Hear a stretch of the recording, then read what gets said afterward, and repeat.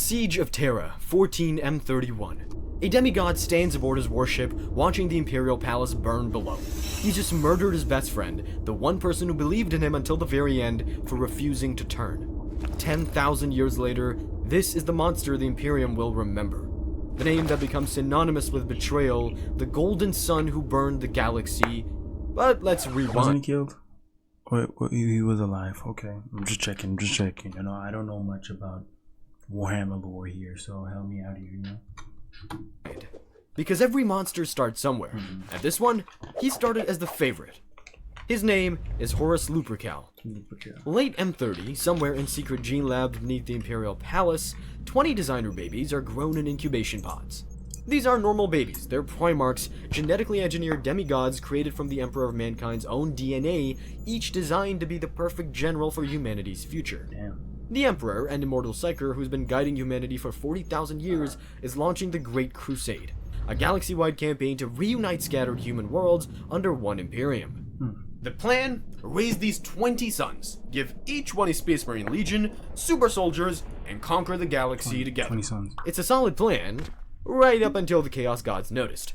Chaos Gods are malevolent entities living in the Warp, a nightmare dimension parallel to reality made of raw emotion and psychic energy. It's also the only way humans can travel faster than light, which is exactly as terrible as it sounds. The gods rip open the pods and scatter the Primarchs across the galaxy like cosmic confetti. The Emperor's response? Keeps copies of their DNA, starts building Space Marine Legions anyway, and launches the Great Crusade to find his missing sons. One pod crashes on Catonia, a radioactive mining world orbiting just outside Earth's solar system.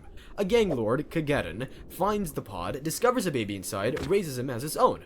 The boy fights alongside his foster father's gang for years, learning warfare in the tunnels. On Catonia, you don't get a real name until you earn it through blood. Then comes the ritual, the kill that proves you're ready. His foster father volunteers. It's tradition, the greatest gift a gang lord can give. The boy drives the blade home. With his dying breath, the old man He has to kill him? Damn, okay, wow. whispers, Horus. That's his name. The Primarch genetics do their work. He grows abnormally fast, towering over normal humans, built like a demigod. By the time he's a young man, Horus has united every gang on Katoria under his rule through tactical brilliance and overwhelming violence. First lesson learned, power is taken, not given. The Emperor discovers Horus in late 800s M30. Catonia orbits close to the Sol system. So when the Emperor locates his first missing son, he comes personally. The Emperor arrives on Catonia, finds Horus ruling the unified gangs, and they meet face to face. Horus kneels, swears eternal loyalty, and so he becomes the first Primarch found. Not the smartest, not the strongest, the first. The most dangerous. That becomes his identity. The Emperor keeps Horus close for 30 years, longer than any other Primarch will ever get. Trains him personally, shares command decisions, fights beside him in early campaigns. 30 years of quality time none of his brothers will experience. During this period, the Emperor finds other Primarchs. Leman Russ on Deathworld of Ice and Wolves, Rogaldorn, the stoic fortress builder, Sanguinius, a winged angel who makes everyone love him instantly. But Horus was the golden standard every brother gets measured against. The Emperor grants Horus command of the 16th Legion, the Luna Wolves. They worship him like a living god. The Great Crusade accelerates, hundreds of star systems conquered over decades. Horus demonstrates tactical brilliance that makes other Primarchs look amateur, shows mercy to compliant worlds, annihilates resistors, treats conquered populations with enough respect to keep them loyal instead of rebellious. He optimizes everything, deploys Night Lords when terror tactics are needed, sends Iron Warriors for brutal sledges, uses Ultramarines for stable governance. Among his brothers, he becomes the diplomat, the peacemaker holding 20 demigod egos together. He bonds deeply with Sanguinius, the angel, the one brother he truly respects as an equal. Late-night conversations about command's weight, mutual understanding of what it means to lead. When Angron, the World Eater's Primarch with rage-inducing brain implants, threatens civilian massacres, Horus talks him down. When brothers argue, Horus mediates. The Emperor trusts him to manage family drama. The Crusade reaches Olenor, the largest orc empire the galaxy has ever seen. Orcs are green-skinned psychopaths who reproduce through spores and think more Deca is viable strategy. The Emperor deploys 100,000 Space Marines. Horus commands the entire operation. The final battle begins. The Emperor fights along. What did that say? I just want to say that this is the third time I've died on this channel. Okay, wow, that's sad. The Emperor fights alongside Horus, crushing the Orc war boss together. Afterward, the Emperor proclaims Horus War Master, Supreme Commander of all Imperial forces, the highest honor any Primarch could receive. At Sanguinius' suggestion, Horus renamed his legion to the Sons of Horus. It's the peak, validation of decades of service. Every brother watches as Horus receives the one title no one will ever have. Then the Emperor turns to Terra for a project he refuses to explain. This puts Horus in charge of the entire galactic war and vanishes. Imagine your dad spends 3 decades teaching you the family business, then ghosts you for a basement project without saying why. The pressure mounts. The Council of Terra, bureaucrats who have never fought a single war, start second-guessing Horus's tactics. Some brothers resent the promotion. Angron feels overlooked. Perturabo's bitter about being the siege weapon. Conrad Kurz is a psychopath with opinions. Meanwhile, Erebus, a chaplain from the Wordbearer's Legion, infiltrates Horus's inner circle through warrior lodges, whispering doubts. The Emperor abandoned you. You're a tool, not a son. Horus stands at the peak, so why does it feel like the ground's cracking? And while Horus contemplates burning his entire collection of allies to the ground, let's talk about keeping your collection intact with today's sponsor, Tabletop Stronghold. No. Okay, no. W's ones are my boy, but no. That army, that plasma upright and long. So whether you Australia, New Zealand, off on all, continues the crusade for months after all 5th. Use my link tabletopstronghold.com/mp4. It's in the pinned comment and description too. Alright, back to the heresy. Horus continues the crusade for months after Olenor, conquering world after world as War Master. But the pressure is building. The Emperor's silence, the Council's second-guessing, Erebus's whispers. Then comes Davin, a frontier world that needs to be brought into Imperial compliance. Standard procedure, diplomacy first, force if necessary. Should be routine. Except Erebus has spent months infiltrating Horus's Mournival, his 4-captain inner circle, preparing the trap. Horus leads the assault on Davin's moon, clearing out the last resistance. In the ruins of a command bunker, he faces Eugen Temba, corrupted former Imperial commander, someone who served under Horus years ago, now twisted by chaos. Temba wields a war-poisoned blade designed to kill Primarchs. It cuts through Horus's armor, drives into his chest. The wound runs far deeper. The blade whispers corruption in his bloodstream, his soul. Horus collapses, dying. His Mournival panics watching the War Master bleed out. The ship's Medicaid can't treat warp-tainted wounds. Damn. None of them understand what they're dealing with. Erebus suggests the Serpent Lodge, a local healing temple run by Davin's priests. Claims they have ancient techniques that might work. The captains, desperate and watching their Gene Father die, agree to try anything. Inside the temple, Erebus performs what looks like primitive healing rituals. Chants, incense, local shamans, and ceremony. Is no one healing me? Okay, no, dude. Get him out of here. I don't want this. No, not. This is nasty. This guy looks nasty to me. He's a bit nasty.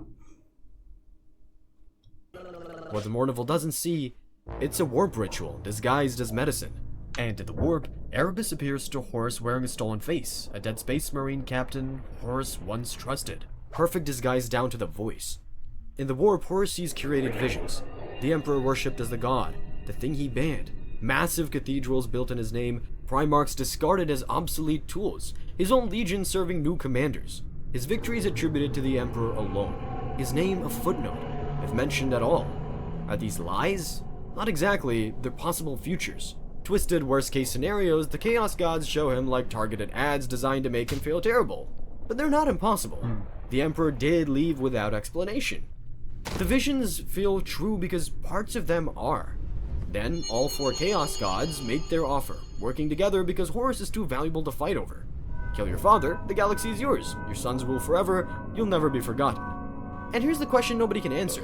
Does Horus believe them, or does he want to believe them? Does chaos corrupt him, or does it just show him what he already wanted and give him permission? Horus stands at a crossroads in the warp. He could reject this, fight the visions, claw his way back to the real world and warn his brothers, or he could take the offer, guarantee his son's future, guarantee his legacy, prove the Emperor wrong. The decision takes seconds. Horus pledges to chaos undivided all 4 gods at once, gains war powers, psychic strength to crush minds, command demons, tear reality. He wakes healed. The Golden Sun died in that temple, but walks out as something else. Primarch Magnus the Red discovers Horus's betrayal through psychic visions, tries warning the Emperor by sending a message to Terra. Except Magnus breaks through every psychic defense, accidentally shattering the Emperor's web-break project. The Emperor is furious, orders Magnus arrested for breaking his ban on unsanctioned sorcery. Horus subtly alters the transmission of those orders, changes the context, adds clarifications, while separately contacting Leman Horus, Russ. bro. Plays on Russ's hatred of Psychers, suggests Magnus has gone full traitor, frames it as immediate threat. Russ takes the bait, raises Magnus's planet, kills tens of thousands. Magnus flees into the war, pledges to chaos out of spite. The Emperor's warning never arrives, and Horus orchestrated the whole thing through carefully manipulated communications. He corrupts other Primarchs by pressing on their wounds. Horus offers Angron validation. Your rage is strength, not weakness. Angron joins him. Another brother, Fulgrim, is a perfectionist obsessed with flawless warfare. Horus gifts him a chaos-tainted weapon that whispers promises of perfection beyond mortal limits. Fulgrim's pride does the rest. Mortarion hates Psychers and resents the Emperor for robbing him of personal revenge years ago. Horus offers him a war where he gets control. Mortarion accepts. Lorgar, already worshipping chaos, the architect behind everything, Erebus is his agent. Perturabo, bitter about being the siege weapon with no glory, plus Night Lords, Alpha Legion, Dark Mechanicum. Horus convinces them all to join his rebellion. Meanwhile, he quietly reassigns loyalist space marines into kill zones. Like, who's loyal here, bro? If you're that easy to convert, bro, who's loyal? Where they'll be ambushed. Reroutes supply ships so loyal forces starve, and manipulates recruitment orders to send reinforcements straight into traitors' hands. Then Horus decides to make his first open move. He deploys to a planet called Istvan III, bringing 4 legions with him, but not all of them are corrupted yet. Some Space Marines still believe in the Emperor, would refuse orders if they knew what Horus planned, so Horus sends them to the planet's surface for what looks like standard planetary assault. They're still saluting when he deploys Life Eater virus bombs from orbit. The virus that reduces organic matter to sludge ignites the atmosphere. Nothing says career pivot quite like orbital bombardment during the company meeting. Word reaches Terra. Survivors from Istvan III warn the Emperor about Horus's betrayal. The Emperor dispatches loyalist legions to arrest Horus and restore order. A Primarch named Ferrus Manus, hot-headed, furious, pushes ahead with 3 legions, hitting Horus's forces hard. 4 more legions arrive as reinforcements, ostensibly loyal, responding to the crisis. Then the second wave legions opens fire on the first wave instead of the traitors. It's a trap. This becomes known as the Dropside Massacre at Istvan V. The betrayal is so sudden, thousands die before processing what's happening. Fulgrim, Primarch of the Emperor's children, Horus's corrupted brother, duels Ferrus Manus, kills him, decapitates him, presents the head to Horus like a trophy. Horus looks at his brother's severed head, the friend he once fought beside, and expresses only disappointment at the waste. Fulgrim takes it back, later uses it in a demonic ritual. Primarch Vulcan gets captured and tortured, others barely escape. Tens of thousands dead, half the legions follow Horus now, and there's no going back. But it's not enough. Horus wants godhood. He invades Molech, where the Emperor entered a warp gate millennia ago and stole power from the Chaos Gods. Horus is going to walk the same path, enters the same gate, fights through demonic realms inside the warp, landscapes of madness, physics-defying nightmares. Unlike the Emperor who stole and ran, Horus submits, lets the Chaos Gods in. He emerges transformed into a godlike demon prince, but his soul is partially torn. Pieces belong to all 4 gods now. The rebellion leads him now, and he just follows. The War Master becomes a weapon. The rebellion spreads for months, system after system falls to Horus's forces. The Emperor is still on Terra, desperate for any way to stop this without losing more sons. He sends Leman Russ, the brother who always followed orders, who hated chaos more than anyone, on a secret mission. Find Horus, save him if possible, kill him if not. Russ tracks Horus's fleet for weeks, finally catching him at Trisolian, a minor system Horus is using as a staging ground. The ambush is perfect. Russ drives the Spear of Russ, a weapon the Emperor forged specifically to fight chaos corruption, straight into Horus's chest. For a moment, it works. The warp taint burns away. The corruption purges like poison sucked from a wound. Horus sees clearly for the first time since Davin, sees what he's become, the atrocities committed, the brothers dead by his hand. Internally, something shifts, a flicker of the man he was, recognizing the monster he's become. But Russ isn't offering reconciliation, he's trying to finish the kill. And in that moment of clarity, Horus sees 2 paths.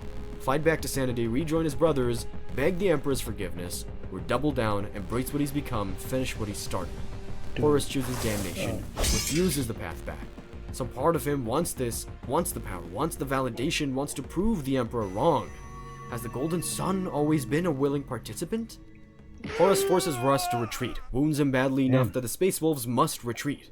The spear inflicted more than physical damage, though. It left a wound that won't fully heal. Months later, Horus is leading the push toward Terra itself, massive fleet battles in the outer systems, burning through the Imperium's last defenses. During one of these battles, Horus collapses into a coma. The wound from the spear reopens. Inside the Moloch gate within his soul, the 4 Chaos Gods fight over him, trapping a fragment of his soul in their struggle.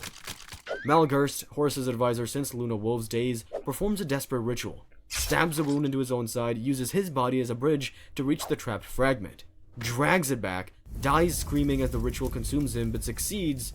Horus wakes up fully restored. Nothing's stopping him now. They march onwards to Terra. Horus rules his rebellion from his ship by terror now. When Lorgar attempts a coup demanding more chaos submission, Horus crushes it. He's War Master, not anyone's priest. But Abaddon, the first captain who's followed Horus since Catonia, watches what Horus becomes and grows disillusioned. The charismatic leader is now a paranoid god tyrant, executing subordinates for perceived disloyalty. The drive to Terra begins, massive fleet battles pushing into humanity's home system via warp rifts. Traitor forces bombard Terra.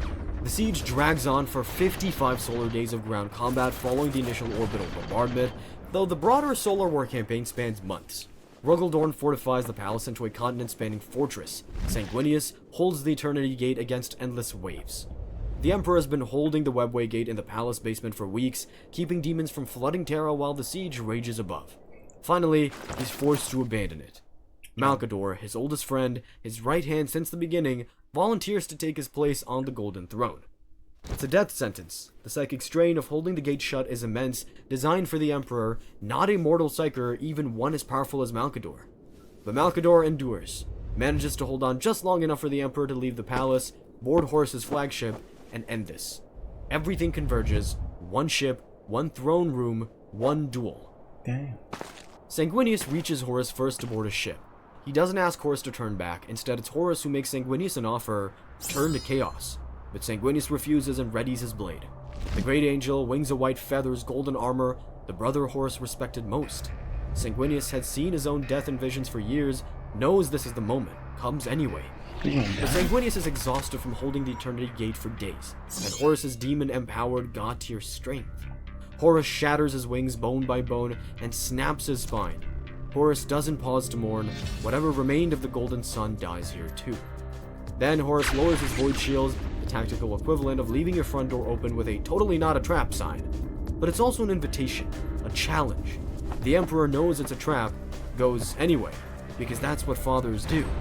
Brings Roguldorn, but they're separated by warp interference. The duel begins. Horus, fully empowered by all 4 Chaos Gods, tears through the Emperor's defenses. The Emperor fights with restraint, still hoping to save his son. Every strike calculated to disable, not kill. Horus sees it, mocks him for weakness. Psychic illusions swirl, projections of broken bodies, false victories, deceptions layered on deceptions. Through it all, Horus overpowers the Emperor, pins him, raises his weapon for the killing blow. Then, Olanius Persson charges. A perpetual who's fought beside the Emperor since ancient Terra. Immortal, but not unkillable when facing this much power. He knows what this means. Horus is so far beyond redemption that only a sacrificial act of defiance can show the Emperor the truth. Horus kills him in an instant. Whether his perpetual nature can resurrect him from this is unknown, but in the moment he's gone. This is a Gohan's, it's wow.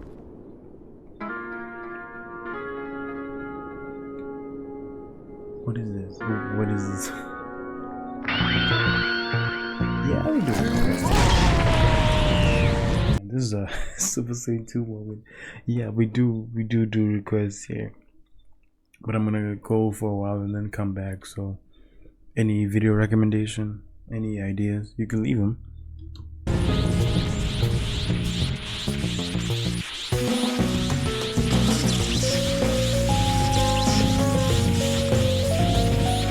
This is beautiful. Drives a sword, reality-severing, warp-cutting, absolute through Horus's chest, then channels 40,000 years of accumulated psychic power through the blade. Horus doesn't just die, he's erased. His mind, body, soul, and future are annihilated. No redemption, no final words, no "I'm sorry, father," just oblivion. Body charged to skeleton, soul destroyed beyond resurrection. Horus Lupercal is permanently dead, soul annihilated. The heresy ends, but the Imperium's forever scarred. 10,000 years later, the galaxy still fights a shadow. The Emperor still burns on the Golden Throne because of him. And somewhere in the warp, the Chaos Gods laugh, because even erased, even annihilated, Horus Lupercal gave them exactly what they wanted. The Imperium broken, the Emperor prisoned, humanity's hope shattered. All because the favorite son wanted to stay the favorite, but that was Horus never going to be Lupercal enough. Messed up. Why? Damn, man. That was a video. Damn, bro. You really had to do that. You really had to betray everyone. Man, this sucks.